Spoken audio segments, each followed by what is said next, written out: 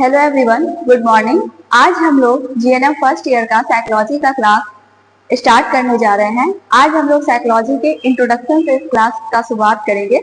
इसके अंदर हम साइकोलॉजी का डेफिनेशन, उसका थोड़ा बहुत हिस्ट्री के बारे में जानकारी प्राप्त करेंगे। तो चलिए आज हम इस साइकोलॉजी के जर्नी को उसके इंट्रोडक्शन के साथ स्टार्ट करने जा रहे हैं।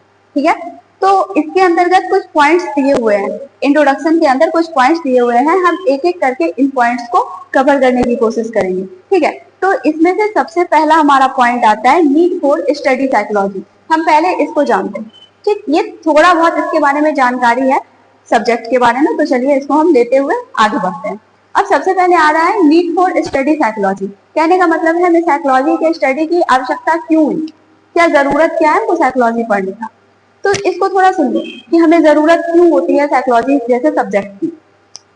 सबसे पहले ये देखिए कि ह्यूमन जो होता है ना, वो अलग अलग सिचुएशन में जो व्यक्ति का बिहेवियर होता है वो अलग अलग होता है। ठीक, इसके अलावा क्या होता है, वो अपने लाइफ के अलग अलग स्टेजेस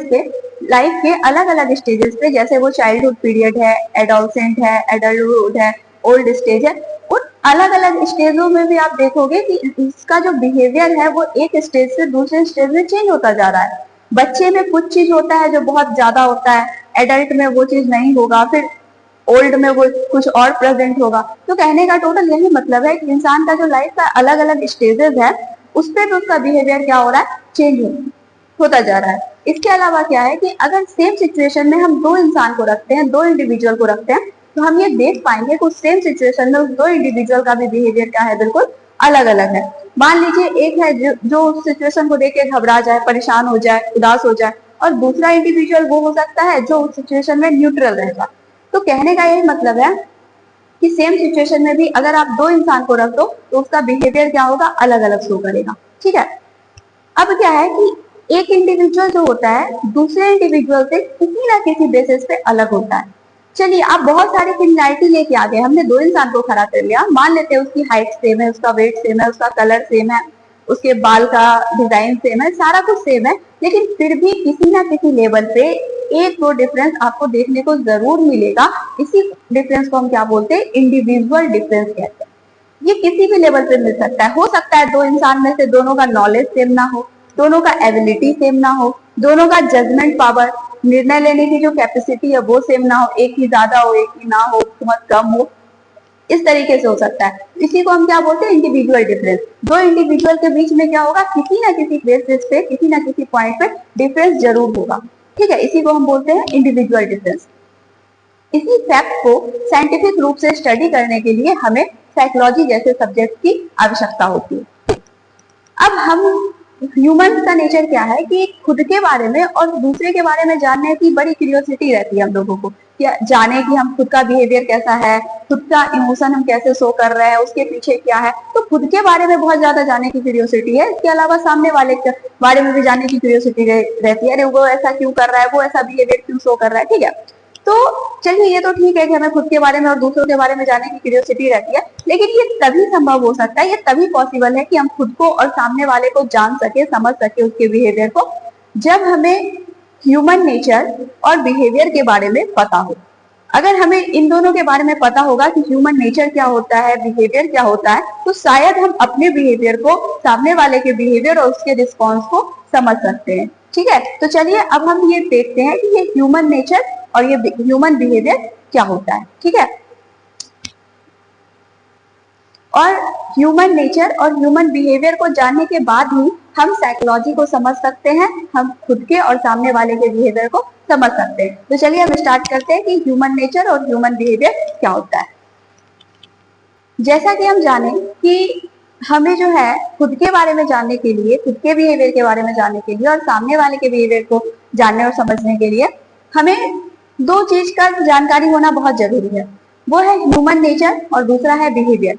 इसकी जानकारी के बिना हम ना खुद को समझ सकते हैं, ना सामने वाले को समझ सकते हैं, ना उनके बिहेवियर को समझ सकते हैं। और इनकी जानकारी हमको कहाँ मिलती है, साइकोलॉजी के अंतर्गत ही हम इसकी जानकारी प्राप्त करते हैं, इसीलिए हमें साइकोलॉजी की आवश्यकता होती है। ठीक है, तो चलिए हम इसको जानते हैं आखिर ये ह्यूमन नेचर क्या होता है और ह्यूमन बिहेवियर क्या होता है। तो सबसे पहली और बहुत बेसिक सी बात, ह्यूमन नेचर क्या है, ये इनेट होता है, ये जन्मजात होता है, एक बच्चे में जन्म से ही प्रेजेंट होता है। क्या, उसको हम कहते हैं नेचर, ह्यूमन नेचर। दूसरा है हमारा बिहेवियर। बिहेवियर क्या होता है, देखिए हम इन्वायरमेंट में रहते हैं। इन्वायरमेंट का मतलब क्या हो गया, हम जिस भी चीज से घिरे हुए हैं, हमारे आसपास जो भी चीजें मौजूद है, जो हमें चारों बगल से घेरी हुई है, चाहे कुछ भी हो, ये मार्कर हो, बोर्ड हो, दीवार हो, कुछ भी हो, वो सारा का सारा किसके अंतर्गत आता है, इन्वायरमेंट के अंतर्गत आता है। ठीक है, तो इन्वायरमेंट में जो भी चीजें प्रेजेंट है उसको हम क्या कहते हैं, स्टिमुलस की तरह हम बोलते हैं। उसके लिए एक वर्ड यूज करते हैं, उसको हम क्या बोलते हैं, स्टिमुलस कहते हैं। ठीक, उस स्टिमुलस के जो प्रेजेंस है एनवायरनमेंट में, उसके अगेंस्ट में, उसके प्रति हम जो रिस्पॉन्स करते हैं, उसी के कॉम्बिनेशन को क्या कहा जाता है, बिहेवियर कहा जाता है। ठीक है, तो जैसे मान लीजिए कोई चीज गर्म है, चाय है वो गर्म है, हमने उसको टच किया तो हमें गर्म लगा, तो वो जो चाय का गर्म होना है वो मेरे लिए क्या किया, स्टिमुलस की तरह काम किया। ठीक, और हमने रिस्पॉन्स में क्या किया, उसको छोड़ दिया या फिर उसको फेंक दिया। ठीक है, ये क्या हो गया, रिस्पॉन्स हो गया। तो स्टिमुलस के प्रति जो हम रिस्पॉन्स शो करते हैं उसी को हम क्या कहते हैं, बिहेवियर कहते हैं। ठीक, अब एक लाइन और है दिया हुआ कि बिहेवियर वह है जो इंसान करता है।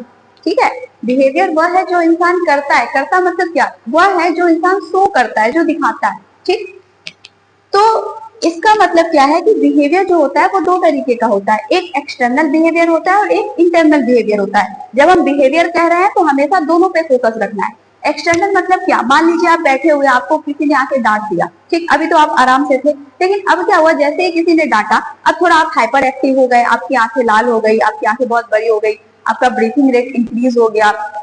ठीक है, आप बहुत ज्यादा एक्टिव हो गए, तो ये क्या, आपको गुस्सा आ रहा है, तो ये क्या, ये सारा जो सिम्टम है क्या हो रहा है, शो हो रहा है। तो इसको हम किसमें लेंगे, एक्सटर्नल बिहेवियर में, जो हमको दिखाई दे रहा है।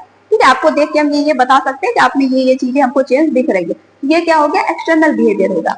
दूसरा होता है इंटरनल बिहेवियर, उसी पर्टिकुलर मोमेंट में जब किसी ने हमें डांटा तो एक्सटर्नली तो ये सारे सिम्टम्स हो रहे हैं, लेकिन इंटरनली अपने माइंड में भी तो उस वक्त हम कुछ सोच रहे हैं, ओवर थिंकिंग कर रहे हैं या कुछ भी हम सोच रहे हैं, वो जो माइंड में मेरे चल रहा है उसको हम क्या बोल रहे हैं, इंटरनल बिहेवियर कह रहे हैं। ठीक है, तो ये दोनों बिहेवियर का पार्ट है। जब हम बिहेवियर कहे तो हमेशा दोनों को लेके चलना है, आपको आपके माइंड में दोनों होना चाहिए, एक्सटर्नल भी और इंटरनल भी। जो शो हो रहा है, जो दिखाई दे रहा है वो भी, और जो हिडन है वो भी हमारे बिहेवियर का ही पार्ट है। ठीक है, तो इसको समझिए कि बिहेवियर वह है जो इंसान करता है, मतलब जो शो करता है वो बिहेवियर है। ठीक है, चाहे वो हिडन हो चाहे वो एक्सपोज हो, लेकिन वो दोनों पार्ट किसका है, बिहेवियर का है। दूसरा है कि नेचर वह है जो वो रियल में होता है। एक इंसान जो रियल में है वो उसका नेचर है, और वो जो शो कर रहा है वो उसका क्या है, बिहेवियर है। तो कहने का मतलब यही है। तो यहाँ से कंक्लूजन हम ये निकाल सकते हैं कि इंसान का जो नेचर होता है ना, उसी से उसका क्या होता है, बिहेवियर डिसाइड होता है। जैसा जिस इंसान का नेचर रहेगा उसका बिहेवियर क्या होगा, हमेशा वैसा ही रहेगा अपने नेचर के अकॉर्डिंग। लेकिन इस बात को ध्यान रखिए, ये तो सही है, हमारा कहना सही है कि जैसा नेचर होगा वैसा बिहेवियर होगा, लेकिन हमेशा ये बात सच नहीं है। ठीक है, इस बात को आप ध्यान रखिएगा कि हमेशा ये बात सही नहीं है कि जैसा जिस इंसान का नेचर होगा वैसा ही उसका क्या होगा, बिहेवियर होगा। चलिए कैसे, इसको समझते हैं। अब मान लेते हैं एक बच्चा है, ठीक है, छोटा सा, उसका नेचर है, हम मान लेते हैं उसका नेचर कैसा है, शांत स्वभाव वाला, बहुत पीसफुल रहता है, वो इंट्रोवर्टेड है, अंतर्मुखी। कहने का मतलब है कि उसको बाहरी दुनिया से उतना मतलब नहीं है, लोगों से मतलब नहीं है, वो खुद में खुश रहता है, खुद में ही ठीक है। ठीक है, वो बहुत शांत स्वभाव का बच्चा है। लेकिन वो बच्चा जो है जिस इन्वायरमेंट में रहा, चाहे वो फैमिली हो, उसके रिलेटिव हो, वो इन्वायरमेंट क्या है, उसके नेचर के बिल्कुल अगेंस्ट है।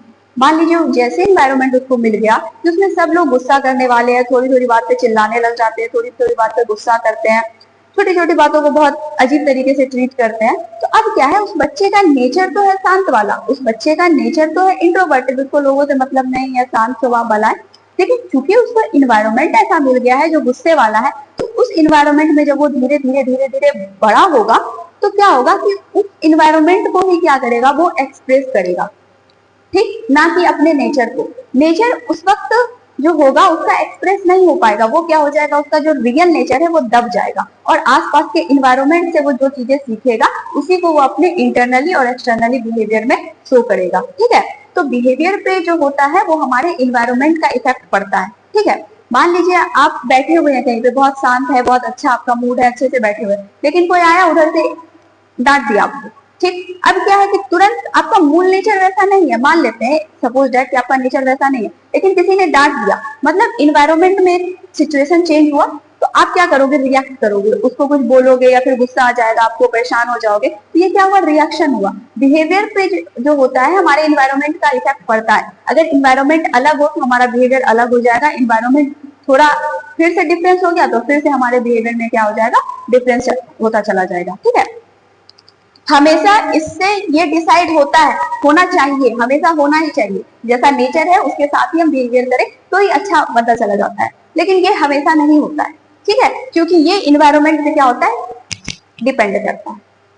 ठीक, अब चलिए एक और एग्जांपल, अगर हम कह रहे हैं कि एक बच्चा शांत स्वभाव का है लेकिन उसको इन्वायरमेंट गुस्सा वाला मिल गया, तो वो बच्चा आगे चल के कैसा हो गया, गुस्सैला वाला हो गया। ठीक है, उसको बहुत ज्यादा छोटी छोटी बातों पे परेशान होता है, गुस्सा आता है। ठीक है, तो ये जो बिहेवियर वो शो कर रहा है, अपनी जो मूल नेचर है उससे हटके बिहेवियर शो कर रहा है। तो इसका मतलब क्या है कि जब इंसान जो है अपने मूल नेचर से, उसका जो ह्यूमन नेचर है उससे अगेंस्ट में बार बार जाके बिहेवियर शो करता है ना, तो वो उसके अंदर कॉन्फ्लिक्ट पैदा करता है, वो उसको मेंटल इलनेस काउज कर सकता है। ठीक है, तो अगर मान लीजिए कोई इंसान बहुत ज्यादा परेशान है, अपने नेचर के अगेंस्ट जा जाके बार बिहेवियर शो कर रहा है, तो वो उसके मेंटल इलनेस का काउज बन सकता है। ठीक, अब क्या है कि मान लेते हैं कि एक व्यक्ति है जो कि इंट्रोवर्टेड है, शांत रहना पसंद है, लेकिन अब क्या हुआ कि वो एक एज के बाद, एक एज तक तो घर में रहा, लेकिन एक एज के बाद वो स्कूल में जाएगा, क्योंकि एजुकेशन नीड है, जरूरी है शिक्षा प्राप्त करना। उसके बाद वो जॉब के लिए इंटरव्यू देने जाएगा, पब्लिक प्लेस में जाएगा, लोगों से प्रोडक्ट लेगा, बेचेगा, इस तरीके की चीजें करेगा, तो उस वक्त क्या होगा, उसको बोलना पड़ेगा। लेकिन हम तो जान रहे हैं उसका नेचर क्या है, शांत रहने वाला और खुद में रहने वाला, उसको दूसरों से उतना मतलब नहीं है।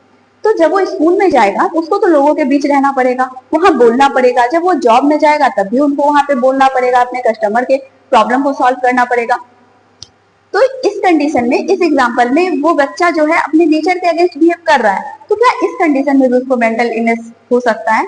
नहीं, इस कंडीशन में नहीं होगा। क्यों? क्योंकि एजुकेशन जो है नीड है, वो इस बात को समझ रहा है। जॉब क्या है, नीड है। अगर हम नीड नहीं करेंगे तो फिर पैसे कहाँ से आएंगे, फिर सर्वाइवल कैसे होगा? तो सर्वाइवल वहां पे इंपॉर्टेंट है। ये सारी चीजें बच्चा जबरदस्ती नहीं कर रहा है, पढ़ना जबरदस्ती नहीं हो रहा है, और ना ही जॉब करना इनका जबरदस्ती हो रहा है। ये इस बात को समझ रहा है कि ये नीड है और इसके लिए हमको थोड़ा बाहर जाना ही पड़ेगा, लोगों से मिलना ही पड़ेगा, बोलना ही पड़ेगा। तो वो अपने नेचर के अगेंस्ट नहीं जा रहा, बल्कि अपने नेचर जो उसका है शांत वाला, उसके साथ और जो इन्वायरमेंट में उसको परफॉर्म करना है उसके साथ वो क्या कर रहा है, कॉम्बिनेशन बैठा के चल रहा है, एक एडजस्टमेंट बना के चल रहा है। तो ये उसके मेंटल हेल्थ के लिए बहुत बुरा नहीं है, ये अच्छा है, वो कॉम्बिनेशन बैठा के चल सकता है। ठीक, तो अब एक और क्वेश्चन आता है कि ह्यूमन नेचर को जो है क्या हम जान सकते हैं? तो देखिए, हम लोग में होता क्या है कि हम किसी इंसान के एक बिहेवियर को देखते हैं, मान लीजिए कोई गुस्सा है तो हम तुरंत एक बिहेवियर को देख के जज कर देते हैं, अरे ये इंसान गुस्से वाला है, इसका पक्का नेचर ही होगा गुस्सा वाला। एक बिहेवियर को हमने देखा गुस्सा वाला, हम तुरंत स्टेटमेंट क्या देते हैं, अरे इसका तो नेचर ही होगा गुस्सा वाला। लेकिन ऐसा नहीं है, किसी इंसान के एक बिहेवियर को देख के हम ऐसा जज नहीं कर सकते या कोई भी स्टेटमेंट नहीं दे सकते इसका नेचर ही होगा गुस्सा वाला। ठीक है, क्योंकि नेचर को जानना थोड़ा सा कॉम्प्लेक्स होता है, थोड़ा सा डीप होता है। ठीक है, किसी का एक बिहेवियर देख के आप कभी जज नहीं कर सकते। अगर आपको किसी के नेचर को जानना है तो उसका मल्टीपल टाइम आपको बिहेवियर देखना होगा, तो ही जाके आप कुछ एक प्रिडिक्टेशन कर सकते हो, उसके बारे में थोड़ा बता सकते हो इसका नेचर क्या है। एक दो बिहेवियर में आपको कभी पता नहीं चलेगा कि सामने वाला इंसान का नेचर क्या है। ठीक है, तो अब इसको समझे, बिहेवियर को हम लोगों ने समझ लिया।